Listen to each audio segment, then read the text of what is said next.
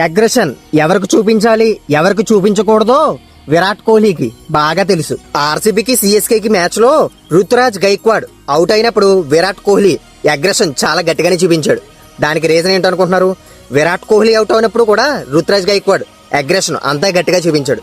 దానికి రివెంజ్ గా విరాట్ కోహ్లీ ఇలా చేశాడు. అదే సిఎస్కే టీమ్ లో ఉన్న సంజు శాంసన్ అవుట్ అయినప్పుడు విరాట్ కోహ్లీ అగ్రెషన్ అనేది చూపించలేదు. దానికి బదులుగా విరాట్ కోహ్లీ బాధపడుతున్నట్టుగా ఒక ఎక్స్ప్రెషన్ ఇచ్చాడు. అలా ఎందుకు ఇచ్చాడంటే సంజు శాంసన్ ఎంత పెద్ద బ్యాట్స్మెన్ అన్నది విరాట్ కోహ్లీకి బాగా తెలుసు.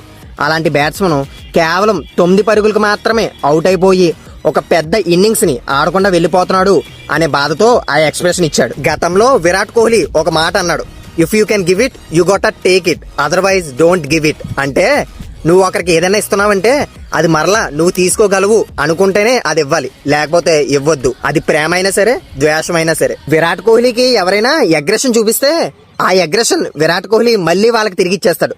అదే విరాట్ కోహ్లీకి ఎవరైనా ప్రేమను చూపిస్తే ఆ ప్రేమనే మళ్ళీ విరాట్ కోహ్లీ వాళ్ళకి తిరిగిస్తాడు.